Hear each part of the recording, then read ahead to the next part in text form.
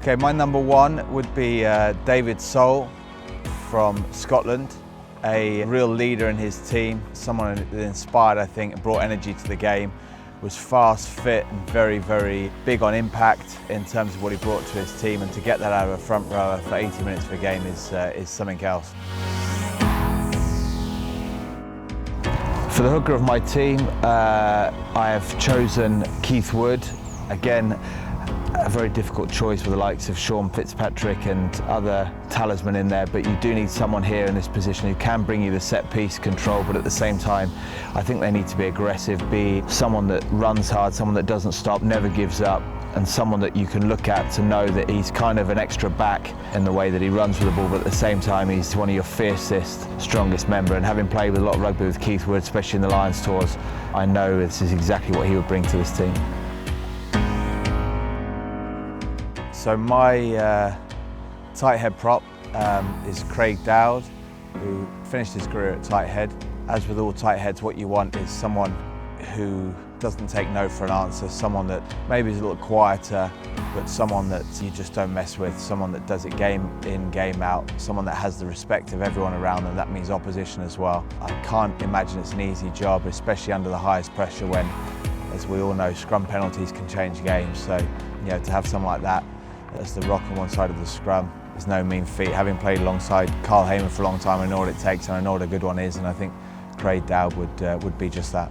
For number 4, I am picking Bakis Bota, someone that, again, I've had personal experience playing alongside, someone incredibly fierce but very, very down to earth, very cut and dried in terms of how he sees the game, and at times this is exactly what I feel a team needs. Someone that will go forwards, doesn't understand reverse, doesn't understand backwards, doesn't understand anything less than 100%.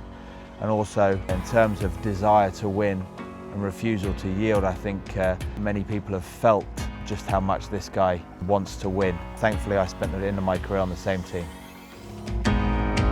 For number 5, I am picking John Eales, a World Cup winning captain, of course, second row, so intelligent, again another massive leader, gets himself around the park and also brings a nice little angle of goal kicking, which is always what you need from a second row. So on the blind side, flank number 6 for me, I'm going to choose Francois Pienaar because I need a captain, and as many people know, this guy could do that. Approaching a World Cup in our own country, I think people can understand the pressure on the home team, and to think about the pressure on the home captain, think about what this guy must have been going through in South Africa at that time. To see the way that he dealt with it, I think is a lesson to all of us. My number 7 open side would be Richie McCaw. Very few, I think, would challenge that in terms of a guy that stood the test of time and has managed to remain at the highest level of the game for that time. He's fast over the ball, stops other teams from playing, creates opportunities for his own team, and is as consistent a performer as they come. Okay, for number 8, I have chosen Pat Lam, a Samoan captain who I played alongside in the early part of my career. Pat Lam was one of the most creative, instinctive players, as well as bringing his own brand of leadership and the way he saw the game. It really didn't matter what number was on the back of his shirt, he could do absolutely everything. I think in terms of a team, especially this team full of leaders everywhere, to have someone that can bring you that slightly unpredictable side, but also can bring you that wow moment is a nice thing to have up your sleeve, and someone who taught me absolutely everything I needed to know about the game when I was a young guy coming in, and someone I need to, I owe a great deal. Tough position where you've got to link the forwards to the backs, where a lot falls on your shoulders. Sometimes it's up to you to get the ball out of your half. Sometimes it's up to you to make the big decisions when you get nearer the line. Sometimes it's up to you to change the tempo of the game, speed it up, direct the team, and to take on all that, as well as being able to pose a threat yourself is not easy. So someone I know who did this brilliantly was Gary Armstrong for Scotland. He would be my pick. The sheer aggression and resilience of the guy, his sheer character meant that any ball that wasn't good enough to go out to the number 10 was never going to go out to the number 10. He would deal with everything himself, and that meant control of the game. I've watched the guy make 3 mistakes in a row, and it hasn't changed his confidence one bit before taking on the 4th. And the 4th time he did something, it was always perfect. This kind of mental strength is not something you can coach. It's something I think you're born with and given as a gift, and Gary Armstrong was someone that had this and would happily lead in my team.